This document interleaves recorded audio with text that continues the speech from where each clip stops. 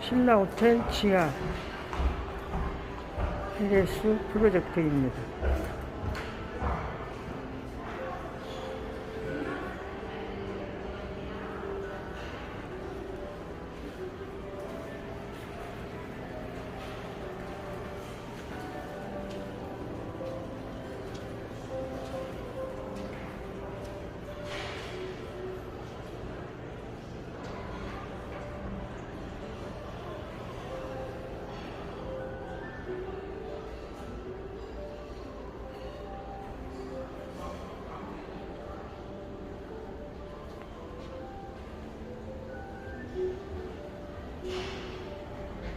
테레스 프로젝트, 외국계 사람은 한국 진출을 했죠.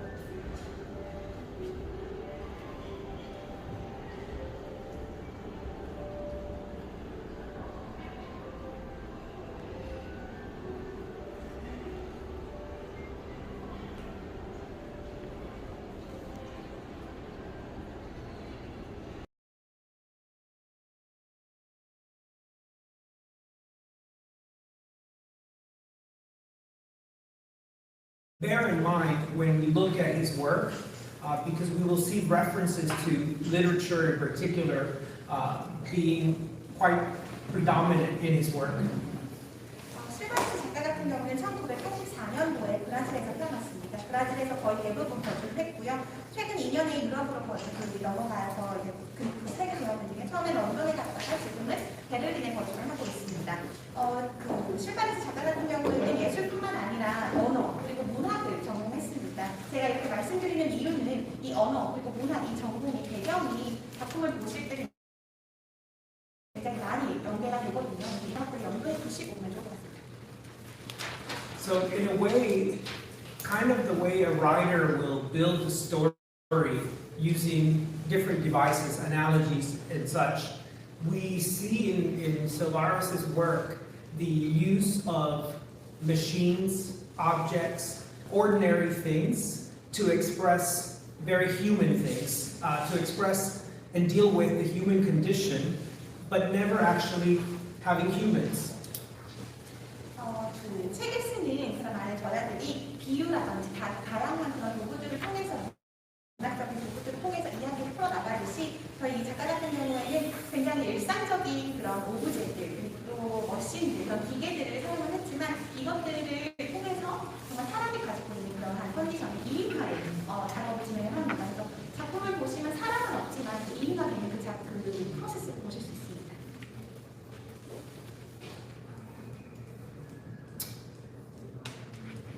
One of the things that struck me with his work when I first discovered it was this subversive condition of the objects, of the things in his works.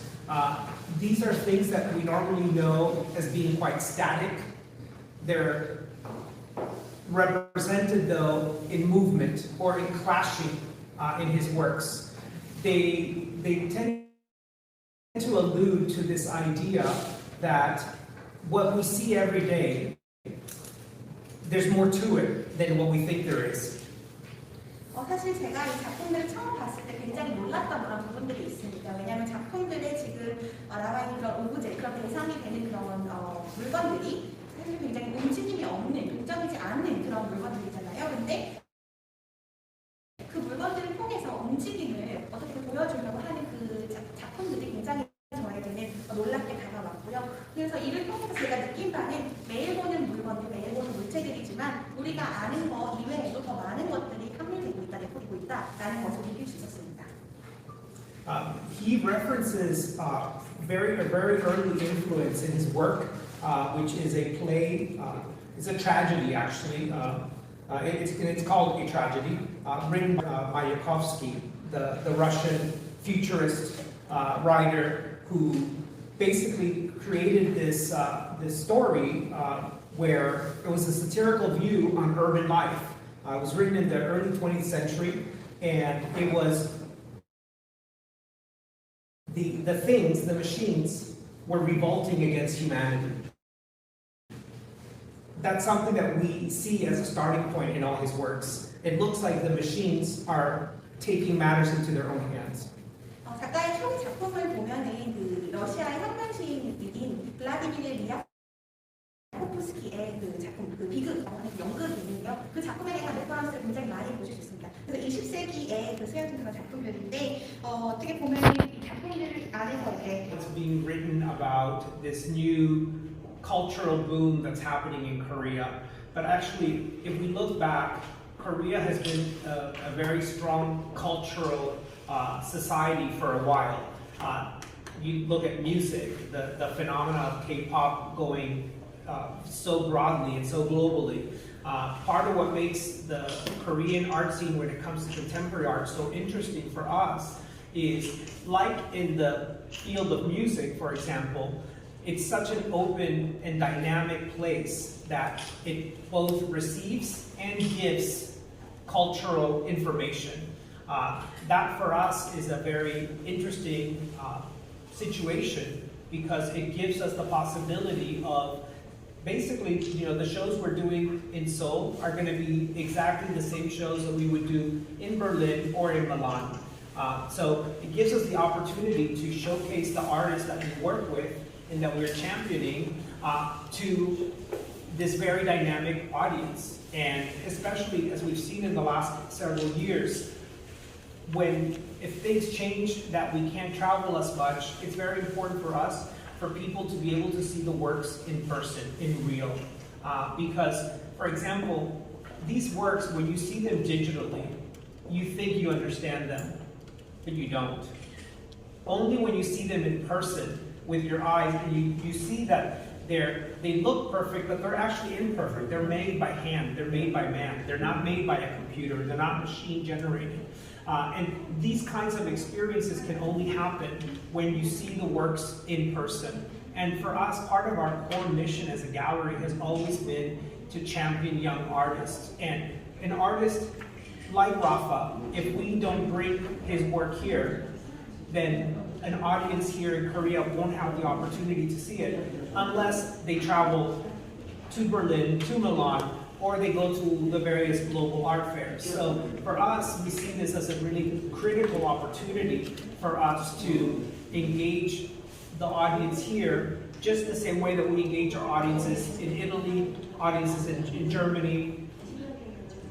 Did I answer the question? Yeah. 굉장히 좋은 질문을 주셨는데요. 사실 한국이 가지고 있는 이러한 새로운 문화적인 붐들을 많이 지금 언급이 되고 있는데, 사실 어떻게 보면 과거에서부터 지금 오랜 기간 동안 한국의 이런 문화적인 그런 부분들이 굉장히 빠르게 성장해왔던 것 같습니다. 예를 들면 음악을 통해서도 굉장히 빠르게 성장을 해왔고요. 지금 K-팝이 전 세계에서 지금 정말 많은 사랑을 받는 것도 그의 일환인 것 같습니다. 그래서 한국 미술계, 그리고 또 특히 현대 미술을 저희가 바라보면은 물론 음악에서도 그랬지만 굉장히 개방적이고 굉장히 역동적인 그런 부분들을 가지고 있습니다. 그래서 제가 이렇게 설명드리는 이유는 한국 예술계, 문화계가 그런 새로운 문화적인 인포메이션을 받는 동시에 또 그것을 다른 나라로 또 흘려보내기도 합니다. 그래서 굉장히 또 흥미로운 그러한 가능성을 굉장히 많이 가지고 있는 국가인 것 같고요. 저희가 서울에서 전시를 하게 되면 이 서울 전시가 똑같은 형태로 베를린 그리고 밀라노 갤러리에서 똑같이 열립니다. 그렇기 때문에 우리가 지금 전속적으로 가지고 있는 이런 전속 작가들의 작품들을 이렇게 다이내믹한 국가인 한국에서 소개를 함으로써 이제 그 다른 국가로 똑같은 형태로 소개를 할 수 있는 것이 되겠고요. 그리고 사실 지난 몇 년간 저희가 코로나 때문에 되게 많이 해외여행을 못 갔잖아요. 그렇기 때문에 사람들이 이런 작품들을 그냥 온라인상으로만 많이 볼 수밖에 없었는데요. 특히 라파 작품 같은 경우에는 직접 보는 거랑 온라인으로 보는 거랑 굉장히 큰 차이점이 있습니다. 온라인으로 보시면, 모니터를 통해서 보시면 이 작품을 내가 이해한 것처럼 느끼지만 사실은 이해를 하지 못했을 가능성이 굉장히 많고요. 이런 작품들 같은 경우에는 육안으로 보는 것이 굉장히 또 중요하기 때문에 한국 대중들이 이런 작품들을 또 충분히 즐길 수 있도록 저희가 이제 한국의 갤러리에서 이렇게 전시를 하고 있는 이유이기도 합니다. 그래서 육안으로 보시면 이게 정말 완벽한 그런 작품이 아니에요. 다 손으로 이제 페인팅한 작품이기 때문에 컴퓨터라든지 아까 말씀드렸지만 디지털 도구가 전혀 사용되지 않았거든요. 그래서 그런 것들을 직접 보실 수 있는 그런 경험도 굉장히 중요하고요. 저희 갤러리가 가지고 있는 저희 중요한 중추적인 미션 중에 하나가 젊은 작가들을 지원하는 것입니다. 그래서 아까 같은 이런 젊은 작가들을 저희가 아니라면 어떻게 한국 대중들에게 소개를 할 수 있을까 생각해보면 사실 그 기회가 많지 않잖아요. 한국 사람들이 하는 대중들이 해외를 간다거나 밀라노, 베를린을 간다거나 아니면은 정말 전 세계적인 그런 아트 페어를 가지 않는 이상 접하기 어렵기 때문에 이러한 기회를 제공하는 것이 저희에게는 굉장히 중추적인 역할입니다.